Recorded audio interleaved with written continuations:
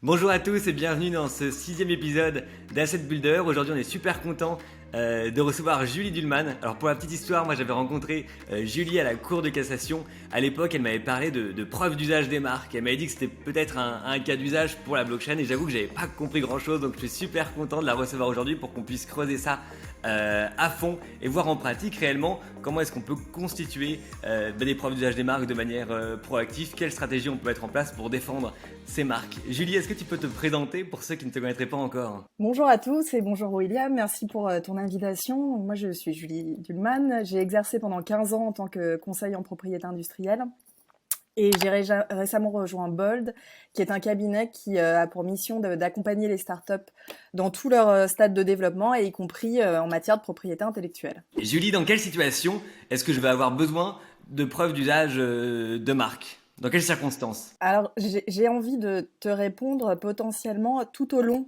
de la vie de la marque, de la naissance même du droit de marque, en passant par le maintien du droit jusqu'à la défense du droit.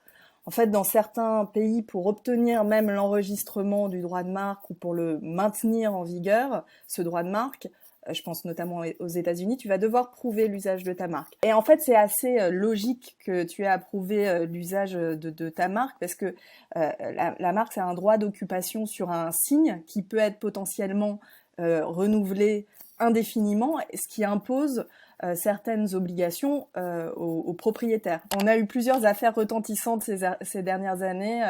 Je pense aux affaires Giant avec Quick, Big Mac avec McDonald's, venteprivée.com qui est une affaire, une saga judiciaire bien connue, et plus récemment Monopoly. Et on sait qu'un dossier se perd ou se gagne souvent sur les pièces et c'est particulièrement vrai en matière de marque. Et est-ce que tu as l'impression que les sociétés, elles sont ou elles vont être de plus en plus amenées à prouver un usage sérieux de leur marque?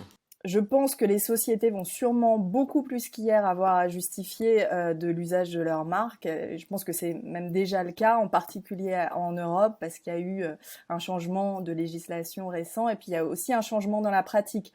On voit par exemple qu'il est de plus en plus difficile d'obtenir déjà son droit de marque parce que les administrations sont plus sévères dans l'appréciation de la condition de la distinctivité. Il y a aussi une autre chose qui a changé, ça c'est vraiment un changement dans la législation, la réglementation, c'est que défendre sa marque aujourd'hui implique d'avoir la capacité de justifier un usage, y compris devant l'INPI.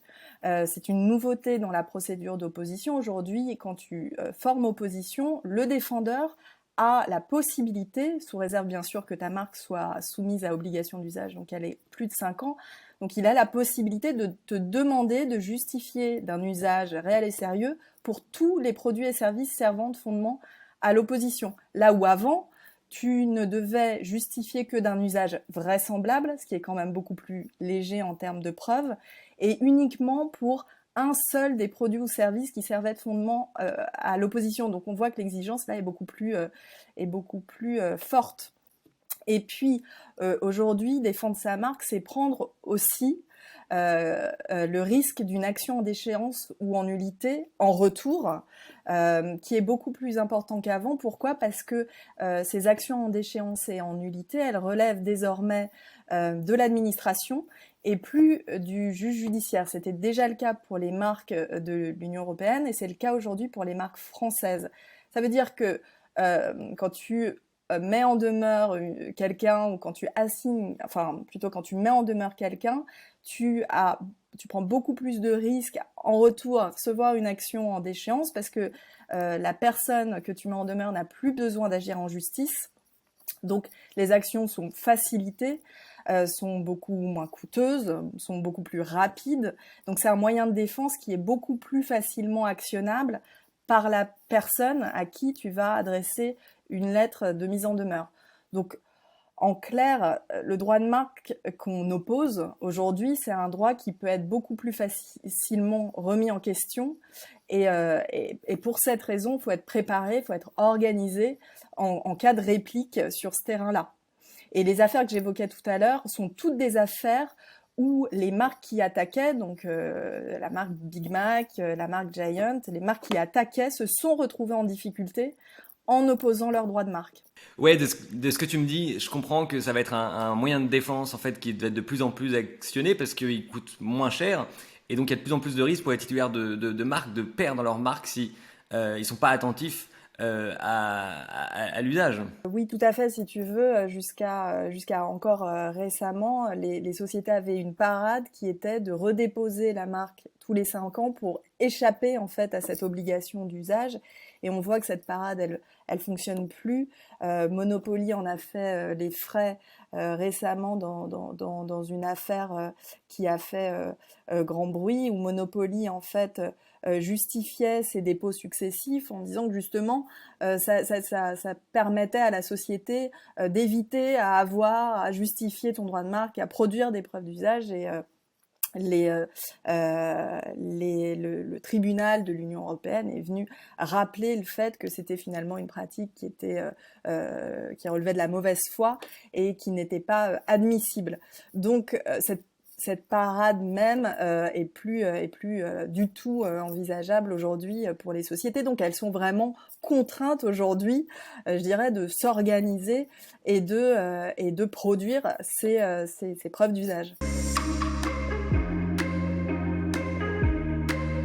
En pratique, quel type de preuve est-ce qu'on peut utiliser comme preuve d'usage des marques? Qu'est-ce qui est attendu? Alors, l'usage sérieux, déjà, la première chose, c'est que il ne peut pas être démontré par des probabilités, par des présomptions. Tu vas devoir apporter des éléments concrets, des éléments objectifs. Classiquement, tu vas devoir produire des factures, des relevés de chiffre d'affaires, des grilles tarifaires, des bons à tirer s'il s'agit d'un produit, des brochures, des plaquettes, des articles de presse, plein de choses, des publicités, des publications, voire des contrats. Tu peux même apporter des actes préparatoires à la commercialisation d'une nouvelle gamme de produits si les produits ne sont pas encore sur le marché. Et à mon sens, un bon dossier de preuve, c'est celui qui va mixer à la fois des éléments chiffrés, des résultats commerciaux, donc des factures, des relevés de chiffre d'affaires, et des supports marketing et de communication qui vont montrer pour quels produits et services la marque a été réellement exploitée et surtout qu'elle a été exposée au public. Et puis éventuellement, tu vas pouvoir apporter des éléments contractuels. Il faut avoir en tête aussi qu'une partie adverse va challenger chacune des preuves que le titulaire de la marque va rapporter et qu'il y a 1000 raisons de se planter finalement et d'avoir un dossier d'usage qui soit retoqué. Y compris, en fait, et c'est là le drame, y compris si la marque est bel et bien utilisée. Donc, tu peux te planter parce que la marque est pas exploitée exactement de la façon dont elle a été déposée, soit parce que les pièces produites conviennent pas. Et donc, il faut savoir anticiper cette somme de difficultés. Je te donne un exemple récemment. L'INPI a rendu une décision dans une action en déchéance qui était dirigée contre la marque Gabrielle de la maison Chanel. Donc Chanel avait produit tout un tas d'éléments et les preuves ont été challengées par le demandeur à l'action et notamment le demandeur à l'action. Alors pour information, Gabrielle c'est une marque de parfum de la maison Chanel et sur le flacon tu as la marque Gabrielle qui apparaît et en dessous tu as la marque Chanel. Et bien le demandeur à l'action critiquait les preuves d'usage qui étaient rapportées par Chanel en arguant le fait que c'était pas la marque Gabrielle qui était utilisée, mais la marque Gabrielle Chanel. Autre argument qui a été soulevé, pour d'autres produits autres que les parfums, le demandeur à l'action arguait du fait que la marque n'était pas utilisée, le nom Gabrielle n'était pas utilisé à titre de marque, mais était utilisé pour décrire une teinte, il me semble, à titre de référence pour un produit qui portait une autre marque. Donc tu vois, autant d'arguments contre lesquels il va falloir se défendre. Donc Il y a aussi une chose, c'est que chaque portefeuille, si tu veux, a ses faiblesses qui peuvent tenir soit à la façon dont les marques sont réellement exploitées, et cette exploitation, elle peut diverger un peu de la façon dont elles ont été déposées, soit à la façon dont la société est structurée, organisée, et la capacité, si tu veux, de la société à produire des preuves. Donc, à mon sens, il faut être en capacité d'identifier ses faiblesses, ses propres faiblesses, qui tiennent à son portefeuille ou à sa structure, la structure de sa société, pour pouvoir corriger le tir, anticiper les difficultés le jour où tu vas devoir produire des preuves d'usage. Dis-moi, si je suis juriste AIP et je viens d'être notifié d'une action en déchéance de marque, j'ai 2 mois pour justifier un usage sérieux. Quelle méthode est-ce que tu me recommanderais pour m'y prendre sans paniquer? Alors on évite rarement la panique dans ces cas-là et le stress, mais je dirais que déjà c'est assez différent selon que l'action en déchéance, elle est une réplique à une mise en demeure que la société a adressée ou à une action judiciaire qu'elle a initiée, ou si l'action arrive directement. Tu veux, dans le premier cas, a priori, on est préparé, on a généralement évalué ce risque-là avant d'envoyer la mise en demeure ou d'assigner, donc on s'est organisé. Dans le meilleur des cas en tout cas. Dans le second cas, donc dans le cas d'une action qui arrive d'un jour à l'autre, on peut être déstabilisé, on n'est pas préparé et il faut aller relativement vite parce que tu vois, devant l'INPI, les premières pièces que tu dois rapporter, tu as 2 mois pour les produire. Généralement, en fait, c'est pas tout à fait 2 mois parce qu'il faut le temps au service juridique ou à son conseil de rédiger les arguments qui vont accompagner ces pièces. Donc, grosso modo, tu as 4 à 6 semaines pour réunir les éléments, ce qui est finalement relativement court quand tu dois mobiliser non pas seulement le service juridique, mais beaucoup d'autres services.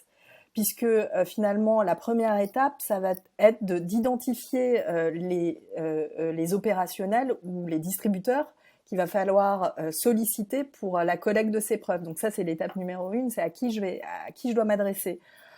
L'étape numéro 2, je dirais que c'est de définir un process clair de partage des éléments qui permettent de gagner du temps et de contrôler la qualité des preuves au fur et à mesure qu'elles arrivent au service juridique. Et puis l'étape 3, surtout, c'est de faire un brief très clair aux parties prenantes.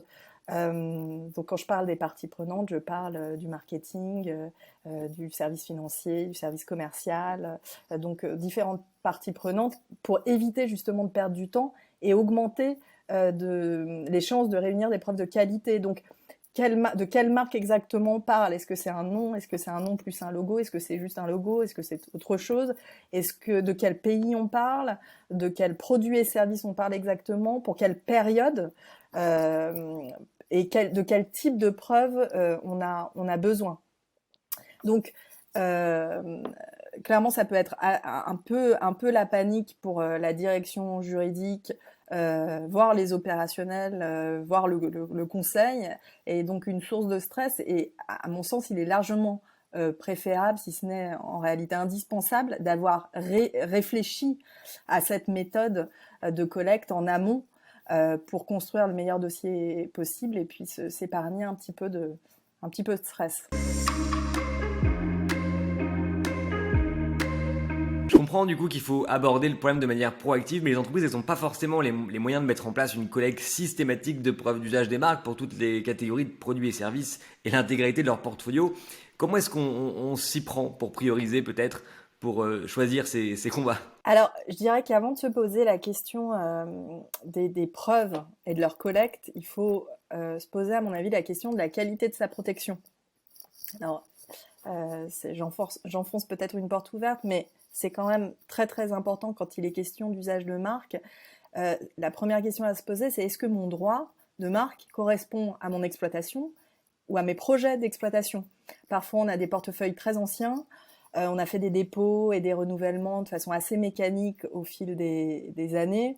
On a fait des dépôts défensifs pour beaucoup de classes, mais parfois on se rend compte que les bons produits et services pour lesquels on exploite réellement la marque sont même pas visés tout à fait correctement dans son dépôt de marque. On a pu aussi étendre son activité à de nouveaux produits, à de nouveaux pays. Bref, à mon avis, la première question avant de partir sur une collecte de preuves, c'est de se poser la question de cette protection, de la qualité de cette protection. Et puis, ce qui est important aussi, c'est de se poser la question de l'importance des marques qu'on a dans le portefeuille. Parce que clairement, toutes les marques d'un portefeuille, surtout les portefeuilles assez importants qui comptent beaucoup de marques, toutes les marques n'ont pas la même importance sur un plan économique et historique. Donc l'attention et le soin qu'on y apporte doit à mon sens aussi varier en fonction de la même façon, en fonction de l'importance de la marque et d'autant plus, comme tu le disais, que les moyens dont les services juridiques disposent pour faire ce travail ne sont pas illimités, voire même sont parfois très réduits. Donc savoir ce à quoi il faut apporter une attention particulière me semble crucial. Donc la première étape, je dirais, c'est de classer, de regrouper les marques par ordre d'importance en identifiant les produits et services et les marchés clés. Voilà, ça c'est vraiment la première étape indispensable. Ensuite, tu pourras définir un process de contrôle continu de ton portefeuille par catégorie de marques, avec un contrôle plus serré sur les marques phares.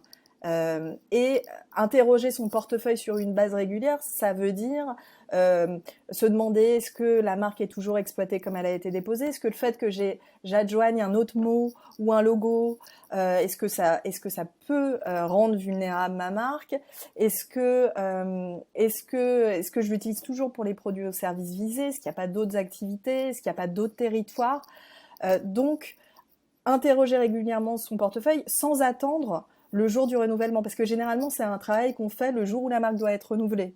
C'est-à-dire que au pire, on renouvelle de façon automatique, au mieux, on vérifie quand même qu'on exploite toujours et qu'on exploite bien comme ça a été déposé à l'origine, mais en réalité, on se rend compte souvent qu'on se met en risque à attendre le jour du renouvellement. Donc je pense que ce travail-là, il faut le faire de façon continue sur son portefeuille. Et puis, une fois qu'on a fait ce travail de toilettage, on va vérifier quel type de preuves on doit être en mesure de collecter le jour J, et ça peut être variable selon l'activité, selon les pays. Donc, quel type de preuves je devrais être amené à produire. Et puis, ultime étape, est-ce que je suis capable de les produire ? C'est-à-dire, est-ce qu'on est organisé pour les produire ? Est-ce qu'elles existent au sein de la société, ou est-ce que, au contraire, il faut que je mette en place des mesures correctives pour les créer, ces preuves. Je te donne un exemple. Par exemple, tu peux avoir des factures sur lesquelles t'as pas le nom de la marque, t'as un numéro de référence. Bon, est-ce que ça peut être problématique ou pas ? Est-ce que je suis capable de pallier à ça le jour où je vais devoir produire ces factures, est-ce que je serai pas en difficulté si la marque n'apparaît pas ? Donc je pense qu'il y a toute cette somme de questions à se poser avant même de collecter des preuves ou de songer à collecter des preuves. Et ça, c'est un travail qui est réalisé bien sûr par la direction juridique et bien sûr en partenariat, en collaboration avec tous les services de l'entreprise.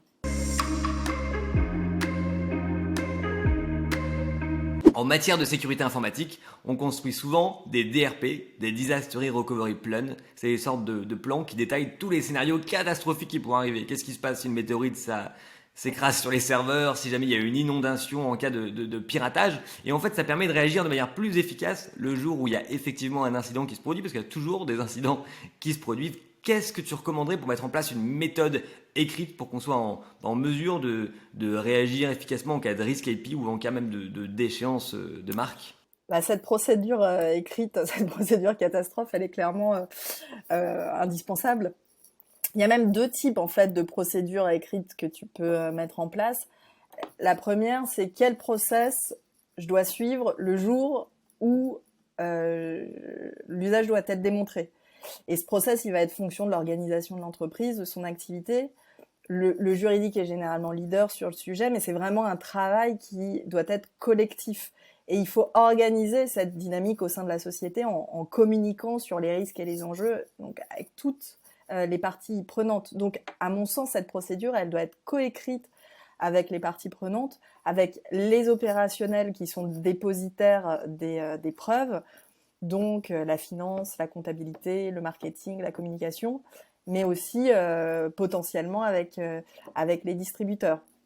Donc vraiment, première procédure, comment j'organise la collecte le jour où je dois prouver l'usage. Puis il y a une autre procédure qui me semble intéressante, c'est une procédure de collecte des preuves au fil de l'eau, si tu veux, sans attendre une action. Alors, moi, il me semble qu'on peut difficilement collecter des preuves tout le temps, pour toutes les marques, pour toutes les activités, partout. Ça me semble pas super pragmatique, surtout quand tu as un portefeuille très important, mais je pense que se constituer une sorte de matelas de preuves à minima pour les marques phares dont on parlait tout à l'heure et qu'il faut identifier, et puis pour les marchés prioritaires, je pense que c'est assez raisonnable de l'envisager. Donc d'envisager cette collecte au fil de l'eau pour ces marques-là, ou pour ces marchés-là en tout cas, ou pour certains produits qui sont particulièrement, enfin, qui présentent une importance, si tu veux, économique pour la société particulière. Typiquement, je trouve que c'est assez intéressant de collecter au fil de l'eau des preuves qui sont volatiles. Par exemple, ça peut avoir un intérêt de donner une date certaine à certaines pages du site qui présentent les produits ou services à intervalles réguliers. Ça peut être aussi intéressant de dater, par exemple, la présence d'une app sur un store, sur l'Apple Store ou Google Play, là aussi, pour pouvoir démontrer qu'au fil des mois ou des années, l'appli était présente sur ce store. Alors je me permets de rebondir du coup sur les sites internet parce que justement on a fait un tuto c'était le dernier sur la Wayback Machine qui a une fonctionnalité en fait que peu de juristes connaissent qui s'appelle Save Page Now, et en fait ça permet d'archiver immédiatement une page dans la Wayback Machine, et on sait que les archives Wayback Machine peuvent être produites devant le juge si elles sont constatées, enfin si on fait un constat internet. Et donc moi je pense que lors du lancement par exemple d'une nouvelle application, on peut carrément prendre l'URL en fait du store, venir le mettre dans la Wayback Machine pour être sûr en fait qu'on aura une capture. Après on peut se mettre un rappel ou l'automatiser pour que ça se fasse tous les mois, mais ça peut être déjà une première base que vous pouvez mettre en œuvre dès maintenant, quoi. Totalement, et assez aisément. Et ça me semble en effet très intéressant. Ouais, merci beaucoup Julie, c'était super sympa en tout cas de partager tous ces conseils pratiques avec nous. J'espère que ça permettra aux juristes qui nous écoutent d'y voir plus clair et peut-être de se lancer dans la collecte proactive de preuves d'usage des marques. Merci à toi William infiniment pour ton invitation, c'était un plaisir d'échanger avec toi sur ce beau sujet. À très bientôt.